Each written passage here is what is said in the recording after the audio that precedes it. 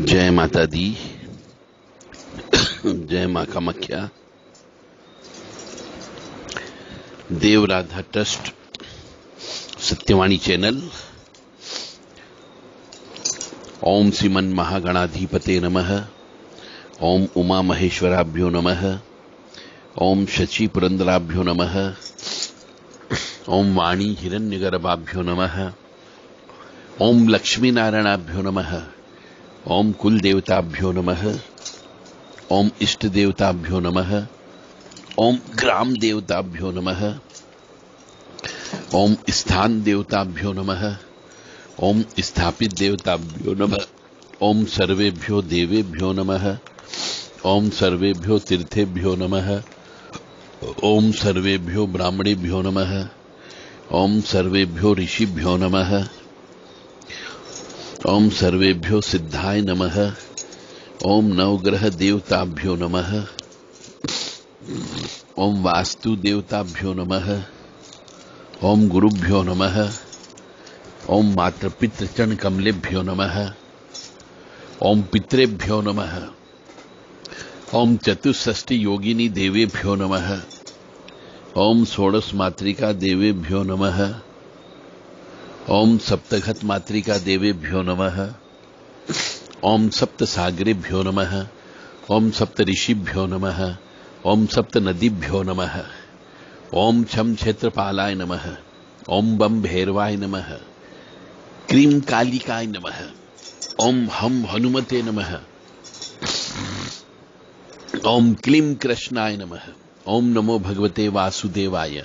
ओम नमो भगवते वासुदेवाय। ओम नमो नारायणाय। ओम श्री लक्ष्मी नारायणाय नमः। ओम ब्रह्मणे नमः। ओम विष्णुवे नमः। ओम महेश्वराय नमः। ओम उग्रवीरं महाविष्णुं जलंतं सर्वतोमुखं नरसिंहं भीषणं भद्रं मृत्युं नमाम्यहम्। ओम ह्रीं वज्रनखाय तीक्ष्णोष्ठाय दृष्टायुधाय महासिंहाय हुं फट्।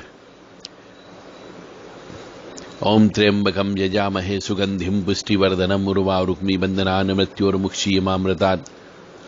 ओम मृत्युंजय महादेव त्राहि मां शरणागतं जन्म मृत्यु जरा व्याधि पीड़ितं कर्म बंधने। दुर्गति नाशिनी दुर्गा जय जय। काल विनाशिनी काली जय जय। उमा रमा ब्रह्माणी जय जय। सीता राधा रुक्मणी जय जय। देव राधा ट्रस्ट सत्यवाणी चैनल से आप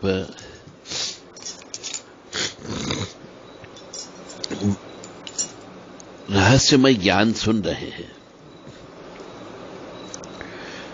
ज्योतिष और उस ज्योतिष को वैज्ञानिक आधार पर आपको समझाते हुए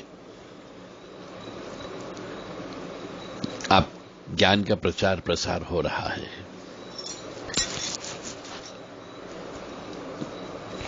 बहुत ही रहस्यमय ज्ञान है। शायद आपको कहीं पर यह उपलब्ध हो।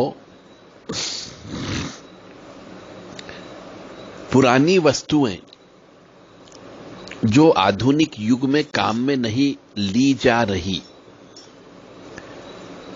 जैसे पुरानी पेटी, पुरानी ब्रीफकेस, कोई संदूक,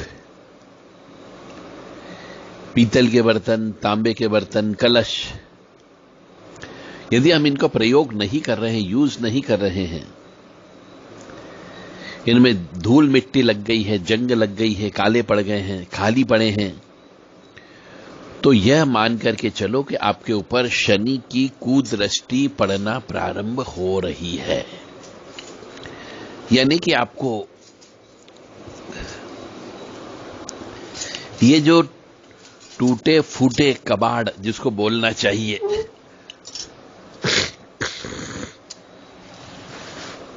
इनको निकाल देना चाहिए। यदि ये घर में पड़े रहते हैं, जिनका यूज नहीं है ज्यादा दिन तक, तो एक आपका शनि खराब होना शुरू हो जाता है। फिर आप कहोगे कि साहब हमने तो किसी का पैसा नहीं लूटा, हर एक की मजदूरी देते हैं, घर में काम करने वाले बाइयां होती हैं, नौकर चाकर होते हैं, उन्हें प्रसन्न रखने का प्रयास करते हैं, हरदम उनकी मदद करते हैं, फिर भी शनि हमें अच्छा फल क्यों नहीं देता है? उसके पीछे का कारण यह होता है, और आप दोष किसी और को देते हो फिर। तो आपके घर में जो भी पुरानी वस्तुएं काम में नहीं आ पा रही है, जैसे पुरानी पेटी, अब नई नई पेटियां आती जा रही है, नई ब्रीफकेस, सूटकेस आते जा रहे हैं, तो पुराने का महत्व कम हो जाता है और वो धूल मिट्टी खाते हैं, तो उन्हें किसी को दे दीजिए। लोहे की पेटी है, अब आजकल यूज नहीं करते क्योंकि गोदरेज की अलमारियां आ गई है, या आपने घर के अंदर लकड़ी का फर्नीचर बना लिया है, तो उन्हें बेच दीजिए। पीतल तांबे के कलश जो फालतू पड़े हुए हैं, जिनका कोई यूज नहीं होता है, अगर ये टूटे फूटे हैं या जंग लगे हुए हैं, यूज नहीं कर रहे हैं, खाली पड़े हैं, तो शनि खराब होना शुरू हो जाता है। पूर्वजों से बृहस्पति का संबंध है, ये मान के चलें। यानी बृहस्पति यानी गुरु को दादा का रूप माना गया है, इसलिए बृहस्पति भी खराब होगा, क्योंकि ये पूर्वजों की संपत्ति है। पूर्वजों के द्वारा इकट्ठी की गई संपत्ति, पूर्वजों के द्वारा इकट्ठी की गई जो बर्तन भांडे हैं, पेटी है, इनका संबंध पूर्वजों से होता है। तो बृहस्पति भी खराब होना प्रारंभ हो जाता है। अब कहने का अर्थ आप शायद समझ गए होंगे कि यदि हमारे दादा पर दादा, दादी, मामा, नाना, नानी के यहां से यदि हमें कोई पुरानी ऐसे सामान मिलता है, उनके मरने के बाद में परिवार का जब विभाजन होता है, संपत्ति का विभाजन होता है, तो बहुत सारी पुरानी चीजें मनुष्यों को मिलती है और उनका कोई यूज नहीं होता, सिर्फ लेकर के आके हम एक तरफ रख देते हैं। तो इससे शनि भी खराब होता है और उनको हम यूज नहीं करते हैं, क्योंकि पैतृक संपत्ति होती है, तो गुरु भी खराब होता है। और जब गुरु खराब होगा तो गुरु का शिष्य जो केतु है वह भी खराब होगा, जो हमें ऊंचाइयों की ओर लेकर के ले जाता है, यानी आपकी ऊंचाई पे जाना भी बंद हो जाएगा। तो इसीलिए कहते हैं कि यदि पूर्वजों की आप बंटवारे में कोई बर्तन, भांडे, पेटी, बिस्तर, कलश, जो भी सामान आपको मिलता है, उसे साफ सफाई करके कुछ यूज करना चाहिए। यदि आप लेकर के आ जाते हैं और एक तरफ पटक देते हैं, तो इससे शनि खराब होगा और चूंकि पूर्वजों की संपत्ति होने की वजह से बृहस्पति भी खराब होगा, और जब गुरु खराब होगा तो उसका शिष्य केतु भी खराब होगा, जो आपको ऊंचाइयों तक ले जाने वाला होता है। यानी पितृदोष की उत्पत्ति हो जाएगी। इसलिए पूर्वजों की संपत्ति को नहीं लाना चाहिए, और मैं तो कहता हूं पूर्वजों की संपत्ति को लेना ही नहीं चाहिए। जो संपत्ति आपने अपने मेहनत के दम पर नहीं कमाई, चाहे वो अपने पिताजी की संपत्ति हो, चाहे वो दादा की संपत्ति हो, चाहे वो परदादा की संपत्ति हो, उस पर आपका अधिकार नहीं है। यदि अधिकार मानते हो तो आपको निश्चित तौर से उनके नाम का, पूर्वजों के नाम का, पितरों के नाम का भागवत जी कराना होगी, पिंडदान करना होगा, तर्पण करना होगा, दान धर्म करना होगा, श्राद्ध पक्ष में विशेष तौर से पूजा पाठ करना होगी। तो इस प्रकार से जो पुरानी संपत्ति आपको जो मिली हो, तो उसको घर में नहीं लाना चाहिए, और लाते हो तो उसका यूज किया जाए। उसका कारण यह है कि जो हम लेकर के आए सामान पुराना, तांबे का, पीतल का, उनको हमारे पूर्वजों ने सौम्य ऊर्जाओं से सींच करके रखा है। यानी कि बड़ी ऊर्जा, अच्छी ऊर्जा से उन्हें खरीद के लेकर के आए थे और प्रयोग करते थे। उदाहरण लें तो पहली बार जैसे कि एक नई जमीन में फसल कभी अच्छी नहीं होती है। जब 3-4 बार खाद पानी गिरता है तब फसल देना शुरू करती है वो जमीन अच्छे से। तो पुरानी जमीन जहां वर्षों से खेती होती आ रही है वहां सदा फसलें जो है अच्छा अन्न उत्पन्न करती है। यानी पुरानी जमीन पर जहां पे पहले से ही कई बार उसमें खेती बाड़ी होती रही है और हर साल कुछ न कुछ उत्पन्न होता ही है, वो अच्छे से फसल देती है। इसी तरह पूर्वजों की जो वस्तुएं होती है हमारे भाग्य के लिए कहीं न कहीं ग्रहों की सौम्य ऊर्जा के लिए होती है। यानी पूर्वजों की संपत्ति यदि मिल जाए, कोई लोटा, गिलास, थाली, गगरी, चरू ये चीज मिल जाती है तो उनका प्रयोग करना चाहिए। उससे आपके घर में खुशहाली रहती, पितरों की कृपा रहती है, गुरु की कृपा रहेगी। यदि हम इनकी कद्र नहीं करोगे, जो पुरानी संपत्ति आपको मिलती है, यदि इनकी कद्र नहीं करते हो तो वह ग्रह हमारी परवाह नहीं करेगा। इसलिए पुरानी वस्तुओं को सहेज कर रखो और उनको साफ सफाई करते रखो और उनको प्रयोग भी करो और उनमें अपनी वस्तुएं अवश्य रख दो। पुराना घर हो गया, हवेली हो गई, जमीन भी यदि हम बेचते हैं तो एक तो दोष लगता है। जमीन, पुरानी जमीन, पैतृक संपत्ति जो आपने नहीं कमाई थी, पूर्वज कमा के गए हैं, तो उसको आपको बेचने का अधिकार नहीं है। और यदि बेचते हैं तो ये 3 ग्रह आपके खराब हो जाते हैं। कौन कौन से ग्रह? पूर्वज यानी दादा, यानी कि गुरु महाराज, गुरु के शिष्य यानी कि केतु, ये खराब हो जाता है। और जमीन शनि का है तो शनि भी खराब होता है। इस तरह मनुष्य अपनी पूर्वजों की संपत्ति को बेच करके 3 ग्रहों का श्राप अपने ऊपर ले लेता है। चाहे वो कुंडली में कितना भी अच्छा हो, उसके बावजूद भी शनि, गुरु और केतु तीनों आपको अच्छा फल प्रदान नहीं करेंगे। यानी कि अब आपका एक्सीडेंट होना ही होना है, अब आपका दिमाग खराब होना ही होना है। जो ऊंचाइयों पर ले जाने वाला केतु है वह भी आपको ऊंचाइयों पर नहीं लेकर के जाएगा, अब वो उल्टा नीचे गिरा देगा। तो जो व्यक्ति अपने पूर्वजों की संपत्ति को बेचते हैं वह निश्चित तौर से इन तीनों के दोष के भागी अवश्य बनते हैं।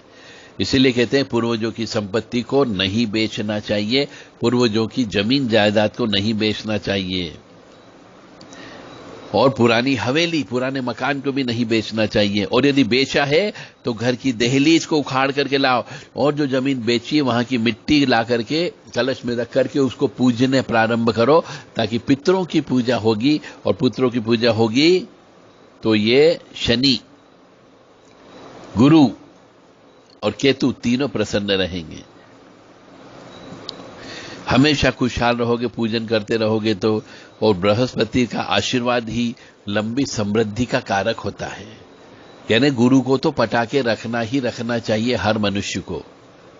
तो इस प्रकार से आप अपने ऊपर पूर्वजों की संपत्ति को बेच करके दोष उत्पन्न करते हो और पूर्वजों के जो बर्तन भांडे होते हैं, पेटी होती है, पूर्वजों की जो संपत्ति थी, अचल संपत्ति, उसको घर पे लाकर के भंगार में डाल करके आप दोष की उत्पत्ति करते हो।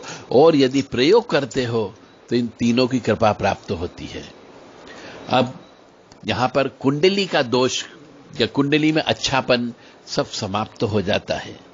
क्योंकि यदि आपकी जन्म अच्छे समय पे हुआ, जन्म लग्न चार्ट बहुत अच्छा है, उसके बावजूद आप कष्ट भुगत रहे हो, तो ये कोई ज्योतिषाचार्य नहीं बताएगा आपको। ये आपको ज्योतिषाचार्य को बताना पड़ेगा कि साहब हमने पुरानी संपत्ति को बेच दिया। फिर जब पिताजी मर गए थे तो कुछ बर्तन भांडे हमें मिले, उसके बाद से हमारी यहां तकलीफ होना प्रारंभ हो गई। ऐसा आप बोलोगे तो ज्योतिषाचार्य यदि समझदार होगा, ज्ञानी पुरुष होगा, तो वो आपकी इस बात को पकड़ेगा। अन्यथा वो कहेगा आपकी कुंडली तो बहुत अच्छी है, आपके इसमें तो गुरु बहुत उच्च का बैठा हुआ है, आपके इसमें तो शनि बहुत अच्छा बैठा हुआ है, ये आपको धन और सुख देगा ही देगा, परंतु आपको धन और सुख क्यों नहीं मिल रहा? ये उसके सोचने वाली, उसकी सोच की बाहर की बात है।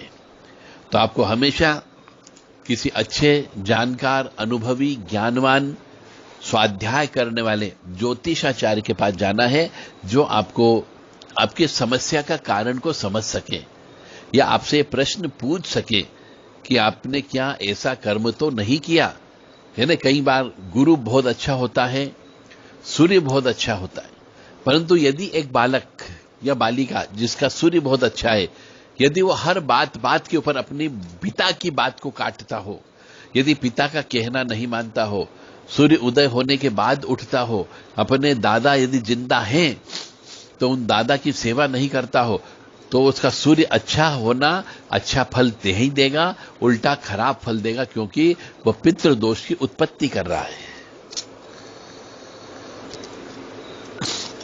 इसीलिए कहते हैं कि अपने कर्मों से भी हम ग्रह नक्षत्र को कम या ज्यादा कर सकते हैं, अच्छे फल की प्राप्ति भी की जा सकती है, हम अपने कर्मों को बदल दें। तो एक बार और आपसे विनती है कि यदि आपके पास अपने पूर्वजों की कोई संपत्ति अपने हिस्सेदारी में प्राप्त होती है तो उसे नहीं बेचें। संपत्ति, पुराने पूर्वजों की संपत्ति, मकान, जमीन को बेचने पर शनि दोष देता है, गुरु दोष की उत्पत्ति होती है, केतु दोष की उत्पत्ति होती है।